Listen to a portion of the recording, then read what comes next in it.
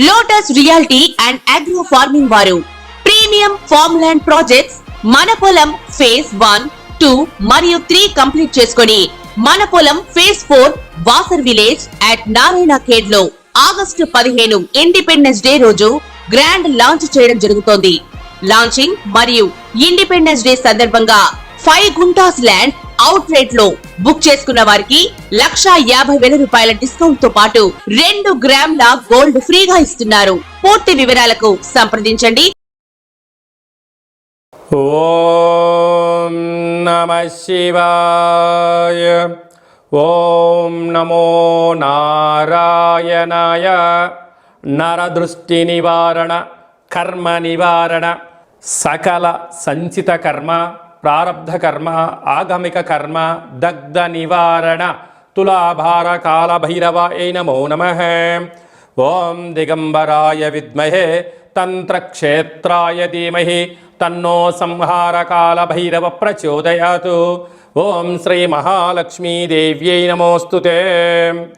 ఓం గణానాం త్వా గణపతిగుం అవామహే కవిం కవీనాపవస్త్రవస్తవం జ్యేష్ఠరాజం బ్రహ్మణస్వత ఆన శృణ్వన్నోతిభిస్సీదసాదనగుం శ్రీ మహాగణాధిపతయే నమః. హరి ఓం.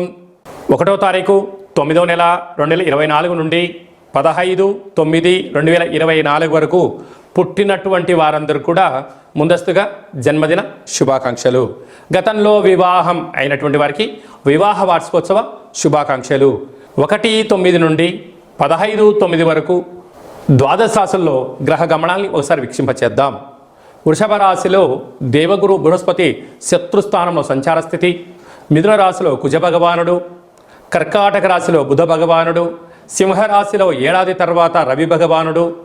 కన్యరాశిలో శుక్రుడు మరియు కేతు సంచార స్థితి. కుంభరాశిలో శని భగవానుడు వక్రగమన సంచార స్థితి. మీనరాశిలో రాహు భగవానుడు సంచార స్థితితో ద్వాదశ రాశుల్లో గ్రహ గమనాలు ఈ విధంగా ఉన్నాయి. అందరికీ ముందస్తుగా వినాయక చవితి పండుగ శుభాకాంక్షలు. వినాయకుడు అనగానే అవిఘ్నములను తొలగించి ఐశ్వర్యాన్ని ప్రసాదించేటువంటి భగవంతుడు కనుక ఆది పూజ్య మహాగణాధిపతి.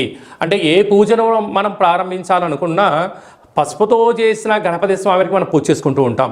భాద్రపద మాస శుద్ధ చవితి వినాయక జయంతి సందర్భంగా గణపతి స్వామి యొక్క ఆశీస్సులు మనందరిపైన ఉండాలని కోరుకుంటూ కైలాసనాథుడి యొక్క సుపుత్రుడి యొక్క ఆశీస్సులు మనందరిపైనను చూపిస్తూ ఎవరికి ఎలాంటి కష్టాలు లేకుండా అందరికీ విద్య, విజ్ఞానము, ఉద్యోగము, వివాహము, సంతానము, రాజయోగము, రాజభాగ్యము, రాజభోగము, ఆనందయోగము, ఎవరికి ఏవేవి కావాలో అన్నీ ప్రసాదించే శక్తి ఆ విఘ్నేశ్వర స్వామి వారికి ఉంది కనుక అందరిపైనను గణపతి స్వామికి ఆశీస్సులను కోరుకుందాం. దయచేసి వినాయక చవితి రోజు సాయం సంధ్యాకాల సమయంలో ఎవరు దయచేసి ఆకాశంలో ఉండబడినటువంటి చంద్ర భగవానుణ్ణి ఎవరూ దర్శించవద్దు. కారణం ఏమిటనగా మన కృష్ణ పరమాత్ముడు పాలలో గ్లాసులో చంద్ర భగవాను యొక్క దర్శనమైనందుకు ఆ సంవత్సరాంతము అనేక రకాలుగా చెయ్యనటువంటి నిందలను పడి అనేక రకాలుగా ఇబ్బందులకు గురయ్యాడు అని చెప్పి మనకు అనేక రకాల పురాణాలు చెప్తూ ఉన్నాయి. కనుక దయచేసి మనం ఎవరము కూడా చూడకుండా ఉండే ప్రయత్నం చేయండి. పరిస్థితుల ప్రభావం చేతనో ఏదో పరిస్థితుల ప్రభావం చూసినట్లయితే దగ్గరగా ఉండబడినటువంటి గణేశ స్వామివారి యొక్క మండపం దగ్గరికి వెళ్ళి ఆ అక్షంతలు వేసుకొని స్వామివారికి మనసారా దండం పెట్టుకోగలిగినట్లయితే ఆ యొక్క చంద్ర దర్శన దోషం తొలగిపోతుందని చెప్పి గమనించగలగాలి. వీలైనంత వరకు కలుషితము కానటువంటి అంటే రసాయనిక రంగులతో తయారు చేసేటువంటి వినాయకుడిని కాకుండా ఆర్గానిక్ సహజ సిద్ధమైన రంగులను ఏర్పాటు చేసినటువంటి గణపతి స్వామిని పూజించుకుందాం. భావి తరాలకి అంటే రాబోయేటువంటి రోజులలో కలుషితము లేనటువంటి చెరువులను కాపాడుకుందాం. ఎందుకనగా చెరువులో వేయడం వలన నీరు కలుషితమవడం, అందులో ఉండబడినటువంటి జలరాశులు అంటే చేపలు కానీ కప్పలు కానీ అనేక వానపాములు కానీ అవి మరణించకుండా కాపాడుకునే బాధ్యత మన అందరిపైన ఉందని చెప్పి కూడా గమనించగలగాలి. అలాగనే సంపూర్ణంగా మనము ఈ యొక్క గరికను, ఫలాలను, పత్రాలను, పుష్పాలను భక్తితో పూజ చేసుకుందాం. గణపతి స్వామికి ఆశీస్సులు పొందుదాం. అనేక మందికి ఆదర్శంగా ఉందామని చెప్పి కూడా గమనించాలి. సింహరాశి వారు సోమవారం అమావాస్య, సోమవతి అమావాస్య, మంగళవారం అమావాస్య, కాళ అమావాస్య సందర్భంగా ఎలాంటి విధి విధానాలు పాటించాలో ఈ వీడియోలో సవివరంగా సంపూర్ణంగా తెలుసుకుందాం. సింహరాశిలో ఏ నక్షత్రాలు వస్తాయనగా మఖా నక్షత్రంలోని 4 పాదాలు, ఉబ్బా నక్షత్రంలో 4 పాదాలు, ఉత్తరా నక్షత్రంలో 1 పాదం కలిపితే సింహరాశి అవ్వడం జరుగుతుంది. అలాగనే చాలామందికి పుట్టినటువంటి కాల సమయంలో డేటా ఆఫ్ బర్త్లో లేనటువంటి కారణం వలన పేరు యొక్క మొదటి అక్షరాన్ని అనుసరిస్తూ ఆ రాశిని తెలుసుకునే ప్రయత్నం చేద్దాం. మా, మీ, ము, మే, మో, టా, టీ, టు, టే అక్షరాల వారందరూ కూడా సింహరాశి జాతకులే. సింహరాశి యొక్క అధిపతి రవి. వీరికి విశేషమైనటువంటి నరదృష్టి, శత్రు ప్రభావం అధికంగా ఉండడం, ఈ రాశిలో ఉండబడినటువంటి నక్షత్రం మఖా నక్షత్రం రోజు సోమవారం రావడము, ఆ తదుపరి నక్షత్రం పుబ్బా నక్షత్రం సింహరాశిలోనే ఉంటుంది. ఆ రోజు మంగళవారం రోజు అమావాస్య రోజు రావడం, అలాగనే రాశాధిపతి రవి స్వక్షేత్రకంగా ఉంటూ ఉండడం, అలాగనే ఏకాదశి స్థానంలో లాభస్థానంలో కుజుడు సంచారం చేయనప్పుడు వీళ్ళు అనేక రకాలమైనటువంటి శత్రుబాధ, ఈతి బాధ, నరదృష్టి, దుష్టగ్రహాల యొక్క పరిస్థితి ఉంటుంది కనుక వీటిని తొలగించుకునే మానవ ప్రయత్నం చేసుకోగలగాలి. కనుక ఈ అమావాస్య రోజున ఒక తెల్లటి గుమ్మడికాయను కానీ, కొబ్బరికాయను కానీ, ఎర్రటి గుమ్మడికాయను కానీ సగభాగాన్ని కట్ చేసి ఇంట్లో పూజా మందిరంలో కానీ మన యొక్క గృహ ఆవరణలో పసుపుతో, బియ్యం పిండితో అష్టదళ పద్మాన్ని వేసి, ఉప్పును పోసి, తెల్ల ఆవాలను పోసి ఈ గుమ్మడికాయను పెట్టి 8 రకాల ఒత్తులు పెట్టి వెలిగించి కూష్మాండ దీపం దగ్గర కాళభైరవ స్వామి వారి యొక్క అష్టోత్తరాన్ని చెప్పుకొని, అలాగనే మనసులో కోరికను కోరుకొని ఆ దీపానికి యథాశక్తిగా నైవేద్యంగా ఏర్పాటు చేసుకొని, అంటే పులగం కానీ, దద్దోజనం కానీ, చక్కెర పొంగలి కానీ, అటుకులు బెల్లం లాంటివి నైవేద్యంగా ఏర్పాటు చేసి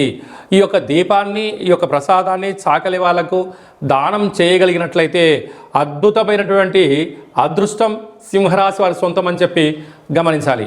అలాగనే ప్రభుత్వ ఉద్యోగస్తులు, ప్రభుత్వ ఉద్యోగంలో ఉండబడేవారు, సాఫ్ట్వేర్ హార్డ్వేర్ ఉద్యోగస్తులు, ప్రభుత్వ ఉద్యోగంలో నియమితులై ఉద్యోగ ప్రమోషన్ చేయాలనుకుంటున్నవారు, స్వయంవృత్తులు, సేవారంగాలు, వ్యాపారంగ కార్యక్రమాల వారికి కొద్దిపాటి ఇబ్బందికరంగా ఉండినను మనోధైర్యం చేత, ఆత్మస్థైర్యం చేత ముందుకు వెళ్ళగలిగితే అదృష్టం సింహరాశి వారు సొంతం అని చెప్పి గమనించాలి. 2/9/2024 మనకు సోమవారం అమావాస్య, శ్రావణమాస అమావాస్య, అందులో మఖా నక్షత్రంతో కూడుకున్న అమావాస్య రావడం వలన సోమవతి అమావాస్య అంటారు.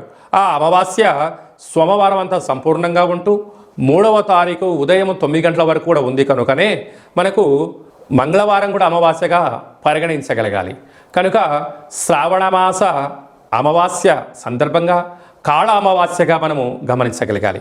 వీలైనంత వరకు ఇంటిలో శుద్ధి పెట్టుకోవడం, మన జన్మ నక్షత్రం, మన జన్మతిథి, జన్మరోజు ఆ రోజు వచ్చినట్లయితే వీలైనంత వరకు నీటిలో ప్రయాణం చేయకపోవడం, వాయు ప్రయాణాలు చేయకపోవడం, విశేషమైన గొడవలకు దూరంగా ఉండడం, మౌనంగా ఉండే ప్రయత్నం చేయగలిగినట్లయితే మనకు దుష్టగ్రహాల యొక్క దోషం తగ్గుతుందని చెప్పి గమనించగలగాలి. వీలైతే కాలాన్ని శాసింపజేసే శక్తి కాళభైరవ స్వామి వారికి ఉంటుంది కనుక మనమందరము కూడా కాళభైరవ స్వామి యొక్క స్మరణ, ధ్యానము, కూష్మాండ దీపము, కాళభైరవ స్వామికి ఒక సౌభాగ్య ముడుపు కట్టుకొని హోమ కార్యక్రమంలో పాల్గొన్నట్లయితే మనకు అమావాస్య ఛాయలు, సోమవతి అమావాస్య ఛాయలు దోషం తొలగిపోతుందని చెప్పి కూడా గమనించగలగాలి. వీలైతే మీరు ఇంట్లో చేసుకోండి. కుదరకపోతే ఈ కింది నెంబర్ సంప్రదించినట్లయితే మన యొక్క దేవాలయంలో అమావాస్యకు విశేషమైనటువంటి కాళ అమావాస్యకు సంబంధించినటువంటి హోమ కార్యక్రమాలు జరుగుతాయి కనుక మీకు వాట్సాప్ కాల్ ద్వారా ప్రత్యక్ష ప్రసారాన్ని కూడా చూపించడం జరుగుతుందని చెప్పి గమనించగలగాలి. అలాగనే మనకు 7వ తారీఖున వినాయక చవితి పండగ కనుక మనమందరము కూడా ఆది పూజ్య మహాగణపతి స్వామి వారి యొక్క పూజా కార్యక్రమాలని యథాశక్తిగా మనకు ఎంత శక్తి కలిగితే అంత శక్తిగా స్వామివారిని పూజ చేసుకుందాం. కలుషితం లేనటువంటి, రంగులు లేనటువంటి, రసాయనం లేనటువంటి వినాయక స్వామిని పూజిద్దాం. స్వామివారికి అటుకులు, బెల్లము, ఉండ్రాళ్ళు, లడ్డూ నైవేద్యాన్ని ఏర్పాటు చేసుకుందాం. స్వామివారి యొక్క ఆశీస్సుల కోసం మనం అన్ని విధాల మానవ ప్రయత్నం చేద్దాం. దయచేసి చంద్ర భగవాను దర్శించవద్దు అని చెప్పి మీరు గుర్తు పెట్టుకోగలరు. అలా విధి లేని పరిస్థితిలో దర్శించినట్లయితే ఈ కింది నెంబర్ సంప్రదించి మీ గోత్రనామాలు పంపించినట్లయితే ఆ యొక్క దోష నివారణకు మన యొక్క దేవాలయంలో ప్రత్యేకంగా పూజ చేయించి మీకు గరిక, అక్షంతలు, కంకణాన్ని పంపించడం జరుగుతుంది కనుక దయచేసి 100% ఎవరు చూడవద్దు. తెలియని పరిస్థితిలో చూసినట్లయితే ఈ కింద సంప్రదించండి. మీకు మంచి సలహా సూచన ఇచ్చి అష్ట కష్టాలకు మనము కేంద్ర బిందువు కాకుండా అష్ట ఐశ్వర్యం స్వాగతం పలకడానికి ఏమేం కావాలో సలహాలు సూచనలు ఇవ్వడం జరుగుతుందని చెప్పి గమనించాలి. అలాగే మనకు 11వ తారీఖు భాద్రపద మాస శుద్ధ అష్టమి బుధవారము జ్యేష్ఠ నక్షత్ర సందర్భము. ఇది చాలా ఒక 18 సంవత్సరాలకు ఒకసారిగా వచ్చేటువంటి బుధవారము జ్యేష్ఠ నక్షత్రము, అందులో అష్టమి తిథి రావడము. అంటే వినాయకుడికి ఇష్టమైన రోజు బుధవారము, బుధుడి యొక్క నక్షత్రము జ్యేష్ఠ నక్షత్రము, అందులో అష్టమి తిథి రావడం అనేది చాలా అరుదుగా వస్తుంటుంది. కనుక మనం అందరము కూడా తంత్ర వరసిద్ధి మహాగణపతి స్వామి యొక్క పూజ చేసుకున్నట్లయితే వీలైతే ఈ మంత్రాన్ని స్మరణ చేసి ఏదైతే మనం కోరుకుంటామో దాన్ని విజయం సాధించడం జరుగుతుందని చెప్పి గమనించగలగాలి. మంత్రాన్ని చెప్తాను, ఒకసారి నోట్ చేసుకోండి. ఓం శ్రీం హ్రీం క్లీం గ్లౌం గం గణపతయే వరవరద సర్వ కార్యం. అంటే మనం ఏదైతే కార్యం అనుకుంటున్నామో ఆ కార్యం పేరు అనుకొని వశమానయ స్వాహ అనేటువంటి మంత్రాన్ని ఒక 27 సార్లు తగ్గకుండా రోజుకు ఒక 108 సార్లు ఈ మంత్రాన్ని ఉచ్చరింప చేయగలిగినట్లయితే మనకు కష్టాలన్నీ తొలగిపోయి ఐశ్వర్యానికి స్వాగతం పలుకుతూ ఆ పని మనకు అనుకూలించేటువంటి విధంగా తంత్ర తాంత్రిక వర కాల విఘ్నేశ్వర స్వామి యొక్క ఆశీస్సులు మనపైన ఉంటాయని చెప్పి కూడా గమనించాలి. ఈ విధంగా మనమందరము కాళభైరవ స్వామి యొక్క ఆశీస్సులు పొందుతాం, విఘ్నేశ్వర స్వామి యొక్క ఆశీస్సులు పొందే మానవ ప్రయత్నం చేద్దాం. ఇంకను ఈ యొక్క భాద్రపద మాసంలో మనం విజయం సాధించగలగాలి అన్నట్లయితే ఒక్కసారి ఈ పాత్రను చూసినట్లయితే ఈ యొక్క పాత్ర కంచు పాత్ర, కాళభైరవ స్వామికి అక్షయ పాత్ర అని చెప్పి గమనించగలగాలి. ఈ యొక్క అక్షయ పాత్రను మనం ఎలా సద్వినియోగపరచుకోవాలో ఒకసారి చూద్దాం. ఇలా ఒకసారి శబ్దం చేసినట్లయితే ఈ పాత్రలోంచి ఓంకార శబ్దం రావడం జరుగుతుంది.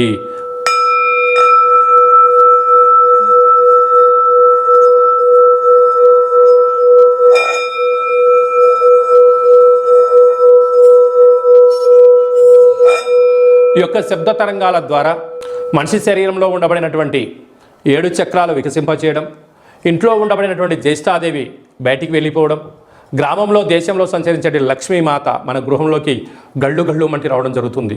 ఈ యొక్క అక్షయపాత్ర, కాళభైరవ స్వామి యొక్క పిరమిడు, డాలరు, కంకణము, కాళభైరవ హోమము, 27 రకాల వస్తువులతో దిష్టి తీయించి మీకు పంపించడం జరుగుతుంది. ఒక్కొక్క నెలలో ఒక్కొక్క కాళభైరవ స్వామి వారు ఉంటారు. ఆ కాళభైరవ స్వామికి ఆశీస్సుల కోసం ప్రతి నెల మీ యొక్క గోత్రనామంతో ఇక్కడ పూజ చేయడం జరుగుతుంటుంది. కనుక మనమందరము కూడా అక్షయ పాత్రను సొంతం చేసుకుందాం, ఐశ్వర్యానికి స్వాగతం పలుకుదాం. అలాగనే మీ వ్యక్తిగత జాతకం తెలుసుకోవాలనుకుంటున్నారా? మీ పేరు, పుట్టినటువంటి తారీఖు, నెల, సంవత్సరం, సమయం రాసి మీరు వాట్సాప్ పంపించగలిగినట్లయితే సంపూర్ణంగా 100 సంవత్సరాల జాతకాన్ని వ్రాసి పంపించి మీరు పుట్టినప్పుడు గ్రహ గమనాలు ఎలా ఉన్నాయి, ప్రస్తుతం ఎలా ఉంటున్నాయి, రాబోయే కాలంలో ఎలా ఉండబోతున్నాయో సవివరంగా సంపూర్ణంగా తెలియజేయడం జరుగుతుంది. అలాగనే చాలామందికి పుట్టినటువంటి కాల సమయంలో డేటా ఆఫ్ బర్త్లు లేనటువంటి కారణం వలన మీ పేరు యొక్క మొదటి అక్షరాన్ని అనుసరిస్తూ రాశిని తెలియచేస్తూ గ్రహ గమనాలను ఎలా ఉన్నాయని తెలియచేస్తూ రమణ శాస్త్రం ద్వారా అనగా గవళ ద్వారా కాళభైరవ ఉపాసన చేత భూత భవిష్యత్ వర్తమానాన్ని తెలియజేయడం జరుగుతుందని చెప్పి గమనించగలగాలి. కనుక ఆసక్తి గల వారందరం కూడా వ్యక్తిగత జాతకాన్ని తెలుసుకుందాం, జాతకంలో ఉండబడిన అడ్డంకులను తొలగించుకుందాం, ఐశ్వర్యానికి స్వాగతం పలిగేటువంటి అద్భుతమైన కాళభైరవ స్వామి ఆశీస్సులు పొందుదాం.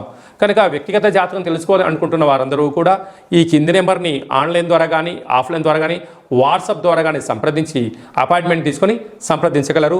మీ యొక్క జాతకాన్ని సవివరంగా సంపూర్ణంగా తెలియచేస్తూ మన యొక్క దేవాలయంలో కాళభైరవ హోమం జరిగినప్పుడు జాతకం చెప్పించుకుంటున్న ప్రతి అందరికీ కూడా ఒక వీడియో కాల్ ద్వారా కాళభైరవ స్వామికి చూపించి ఆశీస్సులు కోసం ప్రయత్నం చేయడం జరుగుతుందని చెప్పి కూడా గమనించగలగాలి. ఇంకనూ విశిష్టత ఏమిటనగా వినాయక చవితి అనగానే అనేక మండపాలలో అలంకరణ, మండపాలు ఏర్పాటు చేసే విధానము వైవిధ్యభరితంగా ఉండడం జరుగుతుంటుంది. అలాగా గణపతి లడ్డు అనేక మందికి రావాలి, అదృష్టం కావాలి అని అనుకుంటూ ఉంటారు చాలామంది కూడా. అలాంటి వారందరూ కూడా గతంలో లడ్డు కొన్న వారందరూ కూడా మన యొక్క దేవాలయంలో మీ పేరు నమోదు చేసుకున్నట్లయితే మీ యొక్క అంటే మన గ్రామము, మన పేరు, మన మండపము, ఏ సంవత్సరం లడ్డు కొన్నాము, అనేటువంటిది మీరు వివరాలు పంపించగలిగినట్లయితే గణపతి లడ్డు అనేటువంటి ఒక సర్వే మహోత్సవ కార్యక్రమం చేస్తూ ఉన్నాం. ఈ సంవత్సరం ఎవరైతే లడ్డు కొన్నారో వారందరికీ ఒక వేదికను ఏర్పాటు చేయడం జరుగుతూ ఉంటుంది.